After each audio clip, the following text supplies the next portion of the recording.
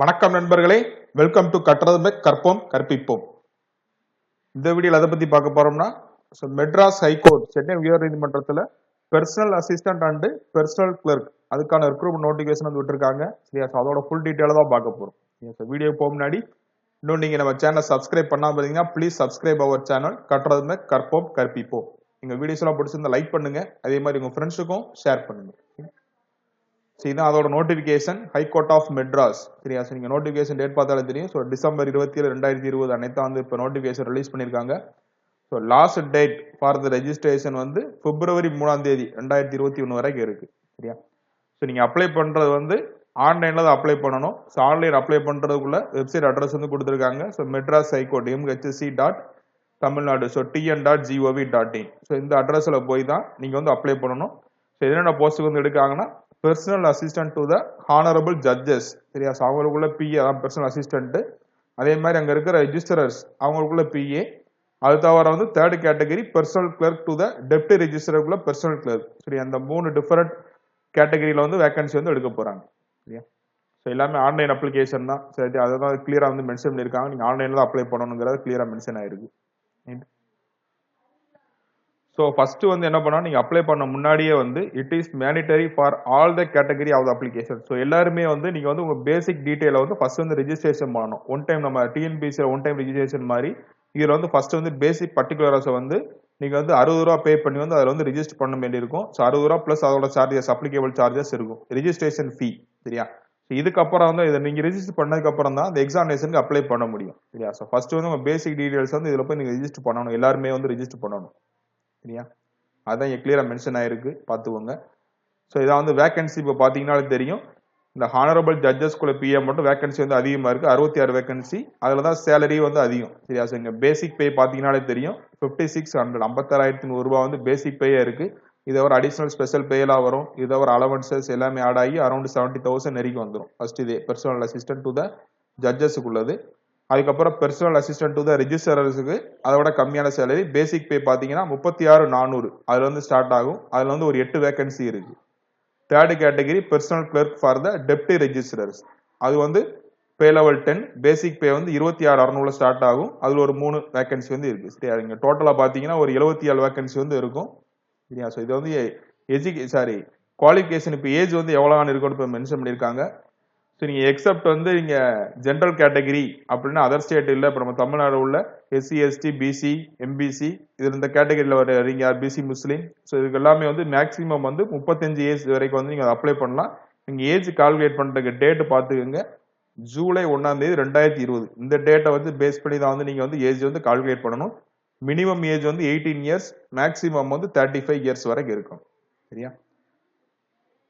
இதே வந்து general category, அதான் அன்ரிசர்வ்டு கேட்டகரி அப்படின்னா அதர் ஸ்டேட் யூனியன் டெரிட்டரிஸ் வந்து அப்ளை பண்றாங்க. நீங்க பாண்டிச்சேரியில இருந்தீங்கனாலுமே வந்து நீங்க வந்து அன்ரிசர்வ்ல தான் வருவீங்க. சரியா? நீங்க மேக்ஸிமம் ஏஜ் லிமிட் வந்து 30 வயசு வரை வந்து அப்ளை பண்ண முடியும். சரியா?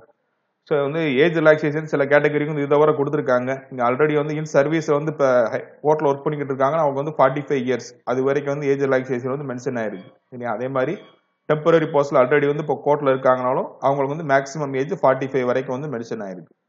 சரியா? ஏஜ் வந்து இப்ப வந்து ஒவ்வொரு கேட்டகரி தனியா போட்டிருக்காங்க. அதாவது வந்து இப்ப நீங்க இந்த எக்ஸாம்பிள் எடுத்தீங்கன்னா எஸ்சி எஸ்டி அதுல என்ன எம்பிசி பிசி பிசி முஸ்லீம் எல்லாமே வந்து 1985 அதுக்கப்புறம் பிறந்திருந்தா மட்டும்தான் வந்து நீங்க வந்து அப்ளை பண்ணலாம். 2002க்கு முன்னாடி பிறந்திருக்கணும். சரியா? 2002க்கு முன்னாடி 1985க்கு அப்புறம் இந்த ரெண்டு கிடையாது டேட்ல வந்து நீங்க இருந்தீங்கன்னா உங்க டேட் ஆஃப் பர்த் இருந்துச்சுன்னா நீங்க வந்து அப்ளை பண்ணலாம். அதே மாதிரி ஜெனரல் கேட்டகரிக்கு வந்து கொடுத்துருக்காங்க. அதே மாதிரி இன் சர்வீஸ்ல இருந்தீங்கனாலும் உங்க ஏஜ் லிமிட் வந்து கொடுத்துருக்கு. இது தவிர வந்து அடிஷனல் ரிலாக்ஸேஷன் யார் யாருக்குன்னா இப்போ டிஃபரெண்ட்லி ஏபிள்டு பர்சன் அவங்களுக்கு வந்து ஏஜ் ரிலாக்ஸேஷன் இருக்கு. சரியா? 10 இயர்ஸ் வந்து அடிஷனல் வந்து கொடுத்துருக்காங்க. அதே மாதிரி வந்து எக்ஸ் சர்வீஸ் மேன் அவங்களுக்கு வந்து அடிஷனல் ஏஜ் லிமிட் வந்து கொடுத்துருக்காங்க. எஜுகேஷனல் குவாலிஃபிகேஷன் வந்து பாத்துங்க, பெர்சனல் அசிஸ்டன்ட் வந்து அதே மாதிரி பெர்சனல் கிளர்க் எல்லாத்துக்குமே வந்து ஏதாவது ஒரு டிகிரி வந்து நீங்க படிச்சிருக்கணும். ஏதாவது நீங்க ஆர்ட்ஸ்ல படிச்சிருக்கலாம், science or commerce or engineering medicine எதுனாலும் சரி ஏதாவது ஒரு டிகிரி வந்து படிச்சிருக்கணும். 10th 12th degree முடிச்சிருக்கலாம். சரியா? அதான் வந்து கிளியரா மென்ஷன் ஆயிருக்கு. ஆனா இங்க type writing and short hand qualification கண்டிப்பா வந்து இருக்கணும். அதான் மஸ்ட் ஹேவ் பாஸ்டு. நீங்க கண்டிப்பா வந்து இது வந்து முடிச்சிருக்கணும், கிளியரா மென்ஷன் ஆயிருக்கு. நீங்க ஷார்ட் ஹேண்டா இருக்கட்டும், அதே மாதிரி டைப் ரைட்டிங் ஷார்ட் ஹேண்ட் இருக்கணும், டைப் ரைட்டிங் இருக்கணும், இங்கிலீஷ். சரியா? இங்கிலீஷ்ல வந்து இருக்கணும் ஹையர் சீனியர் கிரேட். கண்டிப்பா வந்து PA to the honorable judgesல வந்து இங்கிலீஷ்க்கு வந்து நீங்க வந்து type writing and short hand கண்டிப்பா முடிச்சிருக்கணும். ஸோ அதோட டெஸ்டிங் வந்து கொடுத்துருக்காங்க. நீங்க டைப் ரைட்டிங்ல வந்து 120 வேர்ட்ஸ் பெர் மினிட் டைப் பண்ற மாதிரி இருக்கும். ஷார்ட் ஹேண்ட் எழுதுறீங்கன்னா 45 வேர்ட்ஸ் வந்து எழுதணும் ஒரு நிமிஷத்துக்கு வந்து. இது வந்து மஸ்ட்னே கொடுத்துட்டாச்சு. ஸோ கண்டிப்பா வந்து இது வந்து இந்த குவாலிஃபிகேஷன் வந்து இருக்கணும். இது தவிர வந்து அடிஷனல் குவாலிஃபிகேஷன் என்ன கேட்டிருக்காங்கன்னா கம்ப்யூட்டர் அண்ட் ஆஃபீஸ் ஆட்டோமேஷன் அது வந்து முடிச்சிருக்கணும். பட் இப்போ நீங்க முடிக்கலனாலும் பரவாயில்ல, இதுக்கு மட்டும் ரிலாக்ஸேஷன் வந்து கொடுத்துருக்காங்க. இப்போ நீங்க முடிக்கலைனாலும் நீங்க வந்து சப்போஸ் செலக்ட் ஆகிட்டீங்க அப்படின்னா அங்க போய் ஜாயின் பண்ணதுக்கு அப்புறம் வந்து இந்த குவாலிஃபிகேஷன் நீங்க படிச்சா கூட போதுமானது. இந்த கம்ப்யூட்டர் கோர்ஸ் வந்து இப்போ வந்து கண்டிப்பா தேவையில்லை. பட் ஆனா ஷார்ட் ஹேண்ட் டைப் ரைட்டிங் வந்து கண்டிப்பா வந்து முடிச்சிருக்கணும். சரியா? இதே வந்து இப்ப பர்சனல் அசிஸ்டன்ட் ரெஜிஸ்டராருக்கும் சரி, பர்சனல் கிளர்க்கும் சரி, இங்க வந்து இங்கிலீஷ் அண்ட் தமிழ் ரெண்டுமே கேட்கறாங்க. ஷார்ட் ஹேண்ட் டைப் ரைட்டிங் ரெண்டுமே இருக்கணும். பட் இங்க வந்து நீங்க இங்கிலீஷ் மட்டும் இருந்தா போதும். சரியா? ஸோ இந்த கம்ப்யூட்டர் சர்டிஃபிகேட் வந்து யாருக்கு தேவைப்படாதுன்னு கொடுத்துருக்காங்கன்னா, நீங்க கம்ப்யூட்டர் சயின்ஸ்ல வந்து டிகிரி வந்து முடிச்சிருக்கீங்க, அப்படின்னா டிப்ளமோ வந்து கம்ப்யூட்டர் சயின்ஸ் படிச்சிருக்கீங்க, அப்படின்னா கம்ப்யூட்டர் சயின்ஸ் இன்ஜினியரிங் படிச்சிருந்தீங்கன்னா உங்களுக்கு வந்து கம்ப்யூட்டர் சர்டிஃபிகேட் தேவை கிடையாது. சரியா? ஸோ அது மட்டும் ஒரு ரிலாக்ஸேஷன் வந்து கொடுத்துருக்காங்க. பட் இது வந்து type writing and short hand வந்து கம்பல்சரி எல்லாருமே கண்டிப்பா முடிச்சிருக்கணும். சரியா? ஸோ இதை வர வந்து நீங்க ஃபர்ஸ்ட் வந்து அந்த one time registration ₹60 plus applicable charge registration பண்ணதுக்கு அப்புறம் நீங்க வந்து எக்ஸாமினேஷன் ரெஜிஸ்ட்ரேஷன் பண்ணணும். அதுக்குள்ள ஃபீஸ் வந்து பிசி முஸ்லீம் எம்பிசி அதர்ஸ் அன்ரிசர்வ்டு எல்லாமே வந்து ₹1000 ஒரு போஸ்ட்டுக்கு வந்து நீங்க வந்து அப்ளை பண்றதுன்னா வந்து நீங்க மல்டிபிள் போஸ்ட் கூட அப்ளை பண்ணிக்கலாம். மூணுக்குமே அப்ளை பண்ணிக்கலாம். ஸோ செப்பரேட்டா வந்து ஒவ்வொரு போஸ்ட்டுக்கு ₹1000 வந்து பே பண்ற மாதிரி இருக்கும். பாத்துக்கோ. சரியா? ஸோ எஸ்சி எஸ்டிக்கு வந்து இந்த வந்து எதுவுமே ஃபீஸ் கிடையாது. அதே மாதிரி டிஃபரெண்ட் ஏபிள் பர்சன் அதே மாதிரி விண்டோஸ்க்கு வந்து ஃபீஸ் வந்து எதுவுமே கிடையாது. சரியா? ஸோ மோட் ஆஃப் செலெக்ஷன் வந்து ஸோ 3 ஸ்டேஜ் வந்து தாண்டணும். ஃபர்ஸ்ட் வந்து காமன் ரிட்டன் எக்ஸாமினேஷன் ஃபர்ஸ்ட் இருக்கும். அதுக்கப்புறம் ஸ்கில் டெஸ்ட், அதுக்கப்புறம் ஓரல் டெஸ்ட். சரியா? So first common return examination. So maximum வந்து 100 மார்க்ஸ். சரியா? ஸோ 2 ஹவர்ஸ் எக்ஸாமினேஷன் நடக்கும். குவாலிஃபைங் மார்க்ஸ் 35 கொடுத்துருக்காங்க. சரியா? ஸோ இது வந்து அப்ஜெக்டிவ் டைப் ஆஃப் கொஸ்டின் தான் வந்து 25 மார்க் வந்து அப்ஜெக்ட் டைப் இருக்கும். டிஸ்கர்விவ் டைப் தான் 75 மார்க் கொஸ்டின் இருக்கும். சரியா? ஸோ 25 வந்து ஒரு 20% தான் வந்து உங்க அப்ஜெக்ட் டைப் இருக்கும். மிச்சம் வந்து 75% டிஸ்கிரிப்டிவ் டைப் தான் வரப்போகுது. ஸோ சிலபஸ் வந்து பார்த்துங்க. ஸோ கிராமர், வேர்டு ஃப்ரேசஸ் எல்லாமே வந்து இங்கிலீஷ் தான் இருக்கும். சரியா?